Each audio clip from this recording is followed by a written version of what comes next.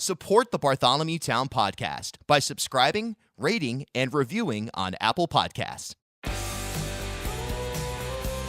This is the Bartholomewtown Podcast. Welcome in to another edition of the Bartholomewtown Podcast. I'm your host, Bill Bartholomew. On today's episode, a conversation with Rhode Island Attorney General Peter Neronha. Peter Neronha is only a few months into his first term as Rhode Island Attorney General, but has already introduced several key policy and procedural changes spanning from drug-related penalties to opening the lines of communication between the public and the AG's office.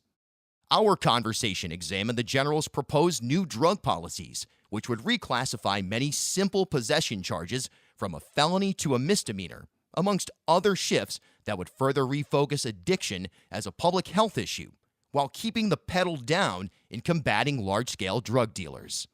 We also discussed his new interactive outreach programs, in which his office is ostensibly setting up a pop-up shop throughout different regions of the state. And I asked the AG for his take on the buzzworthy and critical topic of Rhode Island obtaining an accurate count in the 2020 census. Enjoy new episodes of the Bartholomewtown Podcast every Tuesday and Friday. Listen on your favorite app, visit bartholomewtown.com or ripodcast.com.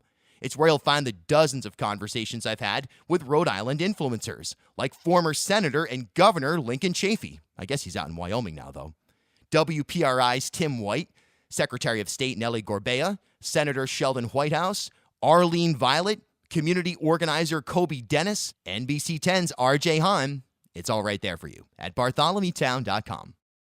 All right, quickly, a few events coming up. This Friday, April 12th, it's Elmwood Songwriters Club, live at our loft here in Providence, presented by B-Town and our good friends at Lagunitas Brewing Company. 6 Rhode Island singer-songwriters performing 2 songs apiece in an intimate setting, plus a guest speaker from the Rhode Island Politico universe.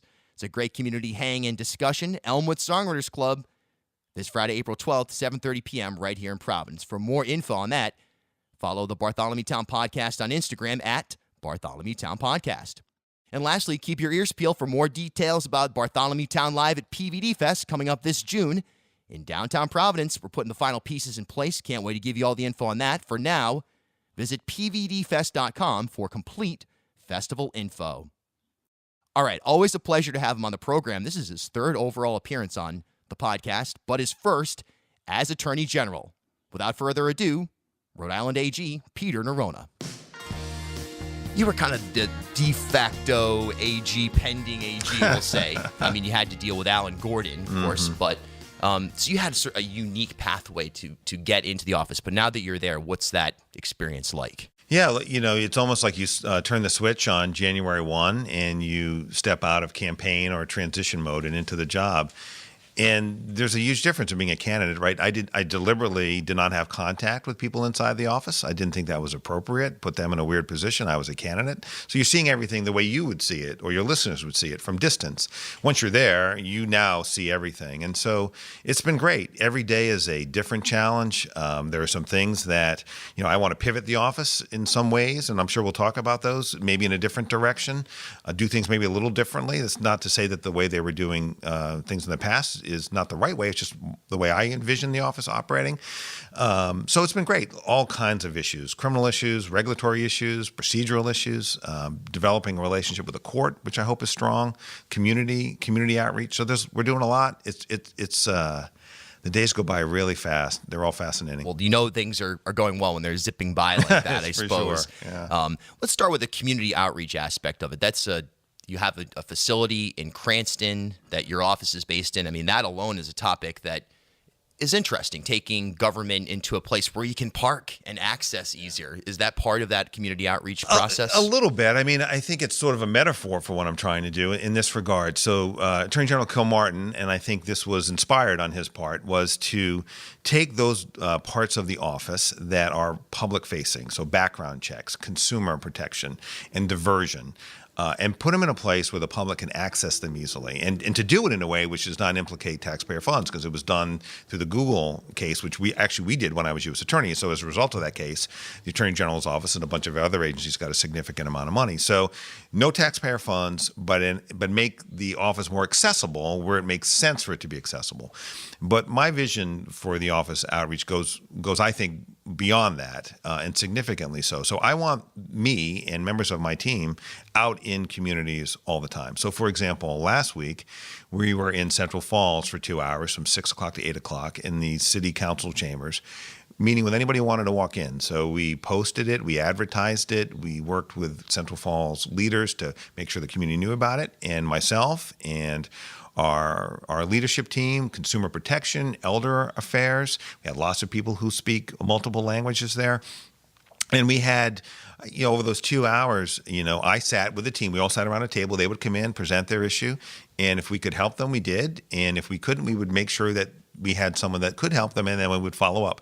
And we're going to do that repeatedly going forward. We're going to Woonsocket, I believe in May. We're going to Warwick in April. Basically once a month, we're going to be in a community. We're coming to Providence on a more regular basis soon, where we'll have regular office hours here in Providence. The idea is that if you expect people to reach out to you at 150 South Main Street, which is where my office is, it's not going to happen. We've got to go to them if we want to help them. And I will tell you, other than there's from a human perspective, being able to help people in a very direct way, and I can give you some examples of that, is incredibly rewarding, both for me and the team. I think we all walked out of there feeling really good about how we spent those few hours. But we're also building, I think, trust with the community, so that if we have to be in a situation where there's a breakdown in trust for whatever reason, justified or otherwise, between law enforcement and the community, then our office will be in a position to hopefully broker some conversation and some understanding. And it's easier to do that if they know who you are before that difficult period arrives. Yeah, absolutely. That would be a new role for the Attorney General in a way, to kind of be a broker of between communities and law enforcement, or even just a connector. It doesn't necessarily have to have a negative context in any sense. Yeah, exactly right. Exactly right. I'm a big believer, and I thought this as U.S. Attorney, in the concept of building relationships in good times. So if you have bad times, you can rely on them then. You may never need them, but along the way, you can do some good. So there are lots of things we can help people with. So we can help them with public nuisances. So if there's a particular property in a neighborhood that is not being maintained properly, it has become kind of a magnet for illegal conduct or trash dumping, we can do something about that. There was a person we were trying to help, and I think we will be able to help, who had never lived in Providence, had been billed for lease for taxes on that vehicle in Providence, and we were able to run a simple credit check for her, which indicated where she's lived for the last 15 years. She really didn't know how to do that, but our consumer person knew that right away and could do it right on her computer right there. So there are lots of ways that we can help people, but there's also this bigger thing, this bigger picture of let's build that relationship with the community that we can rely on if we need to down the road. So lots of good reasons to do it. Help people, get the office out, build trust. I think it's all important. Right. There's sort of a preventative medicine element to that as well. I don't know if you could quantify a number, but you could argue that someone who's able to button up their taxation issues will then save everybody money and hassle in the long run. The reality is we can't represent individuals individually. That's not what we do. We represent the people of the state, but we can help them get answers to their problems. And we can when we see a pattern of misconduct, say in the consumer space. So one of the things I've asked our consumer people to do is, periodically, annually run who are the top entities that are complained about the most. So, if business A or entity A is being complained about once per year, there's not a pattern there necessarily. It may be an issue we have to deal with, but if the same wedding photographer has been complained about 10 times, well, then maybe that should go to the top of the list for us in terms of enforcement. So try to be strategic about it and try to help people in direct ways. And I think, I think that's really it's really good for the community. It's good for us. I'll give you one other example, and I love this. The first guy who walks in comes in, he owns this piece of land, and he's got the great surveillance system, and he sees the people, it's nothing on it, but people are coming in and just dumping stuff on his land. So the pickup truck backs up, and all this landscaping debris just gets dumped on his property. He doesn't know what to do about it. Wow. And we're lawyers, so we know how this works. And so myself and the criminal chief said, well, look, go down to the local hardware store or the big box store, wherever you go, you get a no trespassing sign, stick it on your property. Now they know they can't come on it, and now you've got a trespassing. And that may drive people away, but if they do it anyway, now you got them on tape, you got a plate, now they've committed an offense, and we can do something about it. So these are not necessarily big fixes, but really important to that person. And again, the word gets around that we care about the community, and we're there to help. And I think we're public servants. That's what we should be doing. Small things, but those small things add up, and they build that trust that I think is really critically important to what we're doing. I think it's fascinating as well, the statewide tour, if you will. You're really going out into the community. It reminds me of the Lieutenant Governor's 39 towns and cities approach. Just go there, find out the building blocks of that community, absolutely, and understand it as best you can. Pivoting to specific policies, if we could, I was at a presser, I think it was a month ago now, where more or less there's a reclassification of or sentencing guidelines would change for certain drug possessions. Yeah, right.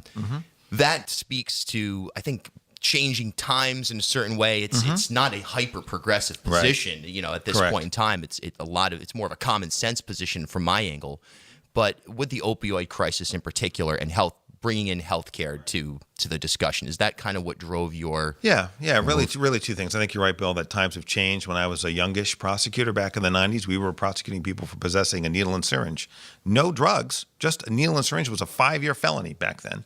The legislature eventually changed that to their credit. We don't prosecute that case anymore. At the time, there was a lot of talk about, oh my God, this is it's going to encourage people, to use more drugs. We were in an AIDS crisis at the time. That was one of the reasons for the change, so that people could have access to clean needles, wouldn't reuse needles. At the end of the day, that was a good thing for public health, and it did not negatively impact, on balance, our substance abuse issue. It's a problem, but that was not a change that impacted that in any significant way. People go to jail on that charge. So times change. That's number one. Number two, I've been doing this for a very long time, over 20 years, between being on the line and running an office, whether it be the U.S. Attorney's Office and now for the last few months, the AG's office. And I've seen the roadblocks to people that a felony conviction results in. So if you come out of the prison, or you never go to prison at all, but you are sentenced to a felony, that felony gets in the way of you getting back into society in a productive way. And when you don't get back into society in a productive way, meaning you can't get a job, you can't find housing, you can't get financial aid to go to college. In some instances, you can't volunteer in your child's school. You may not be able to coach. Look, in certain instances, all that's appropriate, but in many instances, it may not be or is not. And so to hang a felony conviction around a person who is possessing a small amount of narcotics, of any drug, for personal use, I don't believe is appropriate. I believe that should be a misdemeanor. That's the intent of the bill. Now, that does not mean that people who deliver drugs won't be prosecuted as felons. They will. It doesn't mean that people who possess drugs with the intent to deliver won't be prosecuted as dealers. They will. It doesn't mean that people who possess a large amount of drugs won't be prosecuted as dealers, because they are, and they will be. I want to focus our law enforcement efforts on people who drive this drug crisis, and emphasize for people who are addicts and simply possess small amounts, emphasize that this is a public health issue. Get them into treatment, hopefully get them through treatment, and then when they're out on the other side, it's a lot easier without that felony conviction to stay on the path to complete recovery and function again as part of our society in a useful way. To me, it's a win-win. It's focusing our efforts where they need to be. It's giving people who are addicts but can get on the road to recovery the best chance of staying on that road. And to me, it makes a lot of sense as the world changes, as you indicated a few minutes ago. And then it allows for DUI and trying to look at the major problems that are drug and alcohol related on, to separate the health aspect of that from the act of making the bad decision to drive high or drunk. Correct. And those are serious things, right? We're all really concerned about those things. But at the same time, driving drunk, absent injury, which is horrendous when it happens, that's an appropriate place for a felony. When it comes to narcotics, if you possess narcotics for personal use, small amounts, I think that's misdemeanor conduct, not felonious conduct. And the implication should be that it's misdemeanor conduct, not felonious conduct. Really interesting. Do you have discussions about these types of policies with other leaders on a regular basis within the state? And do you feel like your position here is being well received? Yeah, I think it depends. Certainly, my sense is, and I believe this pretty strongly, that in the treatment community, in the medical community, I'm married to an internist, a primary care physician. that they think that this is a smart concept. I think that in law enforcement, you probably get mixed reaction as we begin to talk about it. But I will say, in law enforcement, they understand, as I do, that the implication here is really, or the import here should be about treatment. Law enforcement has kind of been, in many ways, the criminal justice system has been saddled with this issue in terms of treatment. Like police chiefs, I believe, are frustrated when they see people in their community who they know need treatment, but it's not accessible to them and it's not affordable to them. And so they know that they need to do something other than just let the person walk out the door, but that something isn't always available. So they want to make sure, and I respect them as a group and individually, they want to make sure that this doesn't have a negative impact. And so we're working with the chiefs, to make sure that the way this bill eventually turns out, if it does pass, is in a way that makes sure that we address those concerns. So, they're our law enforcement partners, and we've been speaking with them at length about where we're going with this. I would say beyond that, sort of generally speaking, their feedback has been good. And so I think this is the right thing to do. I'm confident in that. And I think eventually we'll get to a place with the legislature's help and the governor's help where hopefully we'll be able to do something good here. Yeah. To me, it seems like an intersection where conservatives would, the libertarian strain of their ideological makeup would, you'd think you'd want to go with this, and then on more to the left, it's, it just seems like everyone can get behind something like this. It's a societal issue. Well, I think that's right, Bill. And if you look at the other states that have done it, they don't kind of fall into sort of the, red states and blue states. Yeah. So, for example, Connecticut and Rhode Island have done this, or some others in this part of the country, but so have, as if my memory serves, Utah and Oklahoma, right? Mm-hmm. Not states that you would necessarily equate with, say, Rhode Island and Massachusetts right. At the bluer end of the scale in terms of sort of the way they look at the world through maybe a more quote unquote liberal lens. So I think collectively, whether you're on this side of the spectrum or that, we're looking at this as a public health issue.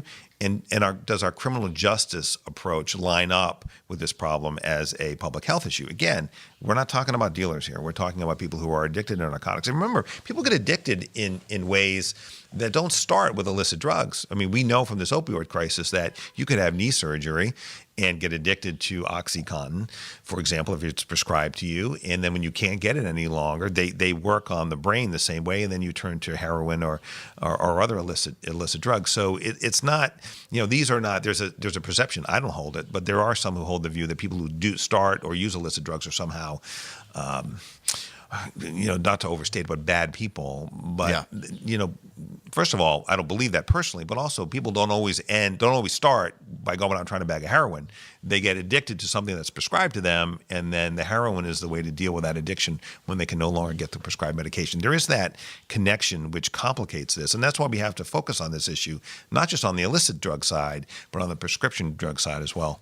Right. I guess that would be the next question. We have the Google settlement, which we discussed at the top of of this episode, but with respect to legalized or legal opioids, I suppose, out there, this seems like there's a public awakening. We've seen some public art protests. Yeah, there's just more and more discussion, more and more litigation that's coming out almost every week, it seems. Sure.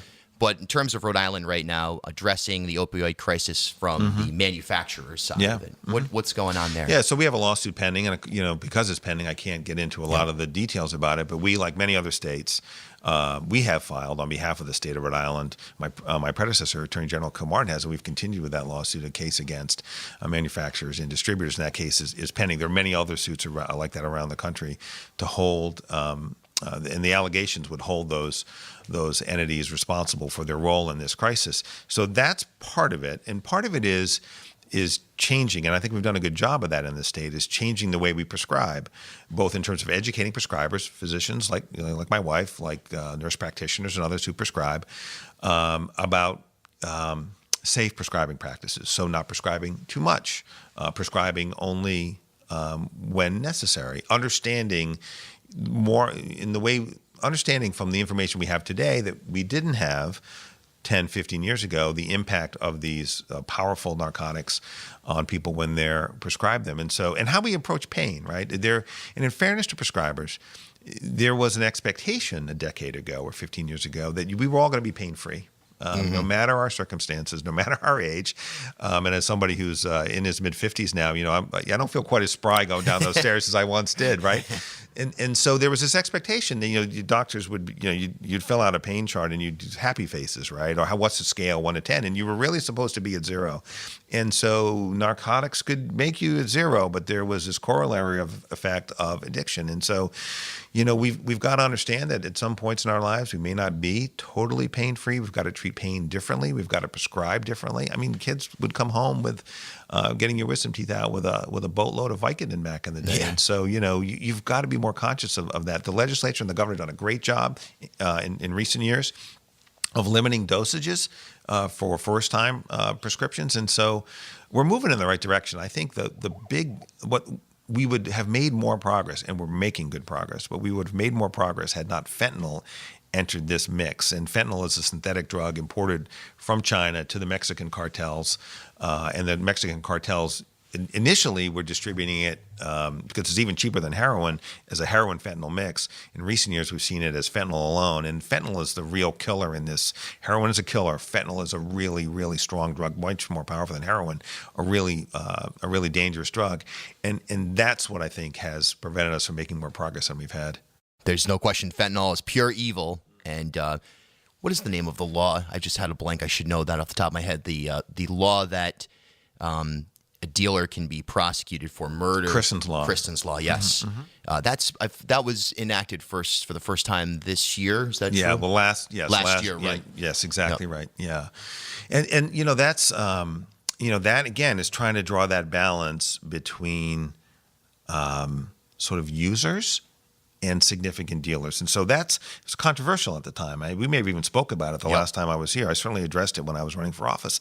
And so what my view on it was, that's a good tool to have in the toolbox. What that allows is that a person who is responsible for the delivery of the narcotic that kills someone to be prosecuted for that homicide. But it's a tool that I think has to be used carefully, right? Mm-hmm. And so under what circumstances? To me, it should be reserved for the significant drug dealer, meaning moving a lot of weight, kilo weight, is in the business, making money, large amounts of money, knows what he's distributing or should know, doesn't care about the consequences, doesn't have a personal relationship with the victim. I think that's different from two people who are sharing drugs together. One buys a dose and gives it to the other. One administers a dose to the other, and the person passes away. To me, those are two totally different potential defendants, and so you wouldn't use that tool on both. You would use it in the former situation, but probably not on the latter. And so what I've asked the lawyers in the office to do as these cases come to us is to look at those situations through that lens. It's a useful tool, but has to be used responsibly by us. Yeah, very situational, because that could become a dangerous precedent, I suppose, as well, to go into other aspects of law. Sure, right. We don't want to overcharge. Charging cases is more of an art than a science. It involves an individualized approach to every case, understanding who the defendant is and the circumstances of the offense. When you paint with a very broad brush, I think inevitably you do an injustice.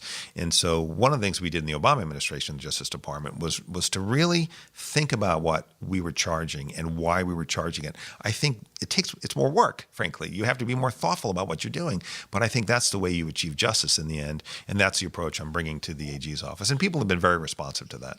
Absolutely. Yeah, it's a new way of thinking about how to be creative with the law, but not in a way to, I got you, in a way to get the societal justice that we're after, I suppose. Yeah, so I'll give you an example. I was just actually talking to a Superior Court judge about this morning. So you can have a drug conspiracy, and that drug conspiracy could involve, and when you do a conspiracy, so it's a drug ring, and they're involved in a conspiracy to deliver cocaine. And a lot of what drives sentences, particularly in the federal court, but also in state court, is the amount of drugs involved. So let's say there are 6 kilograms of drugs, which for your listeners is about, say, of heroin would be about the size of a large cereal box, okay? Packaged that way, roughly. So that's a lot of drugs.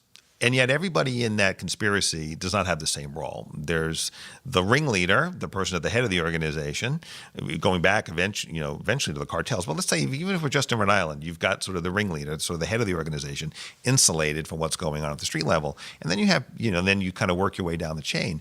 Well, in my view, not everybody in that in that organization should be treated the same way. You know, the 18-year-old, 19-year-old kid who is a drug runner or answers the door when the package arrives needs to be held accountable, but not in the same way as a 35-year-old person who's got 3 drug convictions on their record and is doing this and making all the money, right? So you can charge all of them in a 6-kilo case, but should you? And my view is you shouldn't. You have to think about where the heaviest sentences should lie, because if you're putting a 20 or 30-year sentence on everybody in that ring, I don't believe that's justice. So you've got to think about how you charge that case to reach the right result for each person in that conspiracy. That's a lot more work than just tagging each 6 with the same exact charge. That's the kind of thinking I want our prosecutors to be doing in every single case. Fascinating. That's really fascinating way to think of it. It's looking at it from both the not overcharging. You know, that'll come back to bite you in the end. And it's unjust. Yeah, I just think that's our responsibility. Our responsibility is not to tag everybody with the longest possible sentence. Long sentences are appropriate in some instances. People commit violent crime. You know, drug dealers in drug organizations like the one I just described are often violent criminals. Guns, we used to say guns are tools of the trade of the drug business. Yeah. But not everybody's the same. And so you have to be thoughtful about how we approach criminal justice to get it right. As I said, it's more work. It's more of a challenge, but that's really, I think, ultimately what our charge is, and we should do it that way. With regards to this, there's a lot of chatter this week about the census next. We're less than a year away from that right now, and the funding that would come with that. Of course, there's the concern about losing a congressional seat, but just in general, one thing that strikes me is the immigration or the citizenship question on there on the census. Right. What's your position on your message to someone out there right now, just as a leader, not even as the AG? Sure. What's your message to someone out there who might be have some trepidation filling out the census because of their own personal status? Sure. My answer is get counted. You know, as a practical matter, you know, under the census, whether that citizens question there is there or not, and as of right now, it won't be because it's been enjoined. But whether that question there is there or not, the census under the Constitution is designed and directed to count everybody in the United States. Everybody, whether you're a citizen, lawful permanent resident, or you're here and you're undocumented. Why? Because we have over 7 million undocumented people in the country. They're here. We've got to come up with an approach, a rational approach to address that issue. And that's really a federal government issue, but we've got to address it. But they're here. And to not count them ignores reality. It ignores the fact that those folks are here, they're working here, many are paying taxes here, many are driving here, they are using our highways. And so whether you think that's a good thing or a bad thing, okay, the reality is they're here. And so for purposes of the census, we need to be counted so that we in Rhode Island and in Connecticut or wherever anyone lives, that the percentage of federal resources that are coming to Rhode Island is appropriate for the people who are here. You know, we can wish, I don't think about it this way, but even if you take the most extreme immigration position that you think nobody should be here and be undocumented, that's not my view. Even if you take that view, the reality is they're here. So let's get them counted. Let's make sure we know who's living here so that as federal resources are allocated, Rhode Island is getting its share because everybody else is doing the same thing. Right? You know, Connecticut is going to take the money, okay? Delaware is going to take the money. California is going to take the money. Alabama is going to take the money. Everybody should get counted. There will be no consequences by filling out that form. It is not a means of identifying somebody. It's a means of making sure that everybody, me, you, and everyone else is counted. And I think we really need to be very clear about that message. And thanks for asking the question. It's important that people know that. Yeah, I agree totally. And I've been trying to raise it the last week or so. It's you know, just like you say, so the money is going to be distributed. If we stand to lose $3 billion here, you know, from my perspective, boy, that would be terrible. We can't afford that in this state right now. Holy Moses. Yeah, well, you know, at the event last week, one of the points I tried to make was we talk about voting, right? And as somebody who ran for office, I recognize the importance of voting. We want everybody to vote. We would encourage people to vote. I think at the end of the day, the general election last year, I don't want to get it wrong, but, you know, I don't think we were over 60%. I'm not sure we were over 50% in terms of who voted last year, right? So if you think about that, you know, we're encouraging people to vote. Every vote counts. But the reality is that while I wish everybody counted, it's, you know, you win. You can win by a 1-vote margin or a 5,000 vote margin, right? Census is different. Every vote really counts in the census. Every person counts because if you're not counted, you don't count against the total, and the total is what matters, right? So it's like equating how many people voted as opposed to who got the most votes. So when it comes to the census, every single person does really count. It's not a margin of victory. It's how many people actually participated. And so I think people have to think of it that way. In a sense, it's as, if not more important than voting. So let's get out there and get counted. Yeah, and make it an apolitical issue at this Absolutely. point. I can't understand the rhetoric that I hear, mostly on the talk radio, type waves, but that this should be used as a way to go after people who are undocumented. I mean, boy, that's... Well, I think the point that's missed there is that even if you take that point of view, and again, I don't take it, but even if you take that point of view, the reality is that there are 7 million undocumented immigrants here in the United States. And to ignore that reality, when it comes to the census and the allocation of federal dollars, particularly when one state is ignoring it and another is not, does not make a lot of sense to me. Last few minutes here, there's a lot of...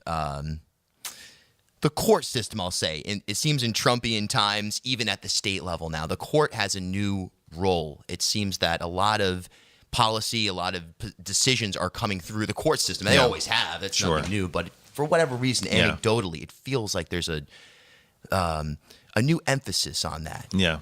What's your relationship like with the various systems in the state, the various court systems in the state, and the ones you deal with, the ones you don't, essentially? Yeah, so on the state side, I really deal with them all. So I'm in regular contact with the judges in the Superior Court, the District Court where the misdemeanors are heard, and of course family court as well, because we have the juvenile system, a little less so in the Workers' Compensation Court, Traffic Tribunal, where we handle cases there too. But I think there's a broader issue there, Bill, which is sort of how are we as attorneys general working together in courthouses across the country, whether it's attorneys general when President Obama was president or now that President Trump is president. And so there's a lot of those cases. I mean, we keep track of them. And if I were to give you the list of cases that are out there, it would be more than 25. Just since I took office, new ones are coming in all the time. Yep. And so the way I try to deal with those cases is, I get asked, will you join this case with other AGs? And I always try to look at it through the lens of how does this case directly impact the people of the state of Rhode Island?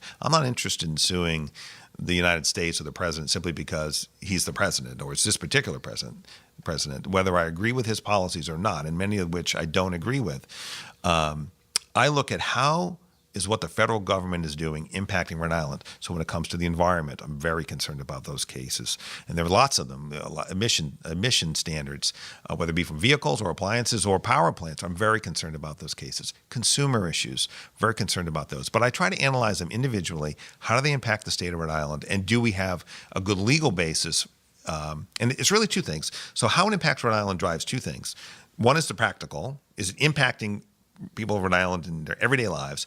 And then does that impact rise to a level where legally I can't get in the case? Because it's something called standing. I can't get in a case unless I have legal standing. Legal standing is driven by what's the impact. So I always go through that analysis, and I try to be careful about that. There can be a rush to join that I try to avoid. I try to step back, get with my folks, think about an issue, and think carefully about what it is that I'm doing. And then if I feel I need to get involved in litigation against the federal government, then I join. And if I feel like it's not necessarily appropriate in this instance, then I don't. But it is, you asked, I think at the top, how has it changed?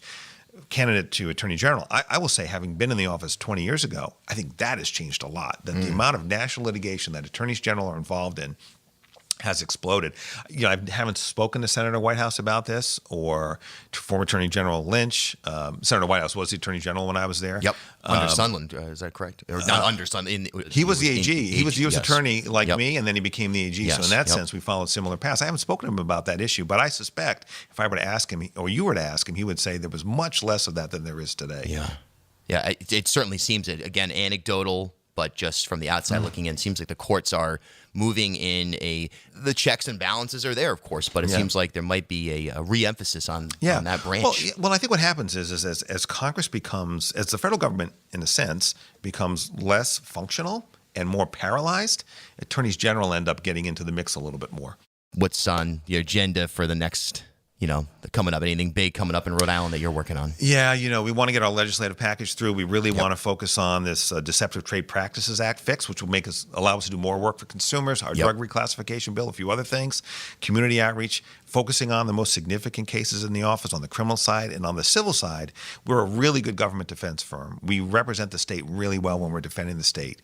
We do some really strong proactive work, suing on behalf of the state, really want to expand that and do more in that area. And consumers, we got to do more to help everyday consumers here.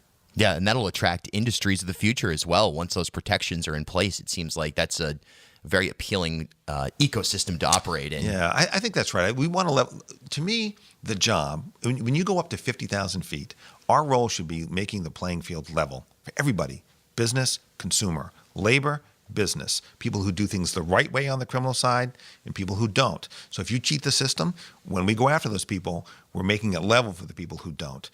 Public corruption, same thing, right? If you're a public official and you're doing it the right way, if you're doing it the wrong way, when we take those people out, we're returning it back to that neutral space.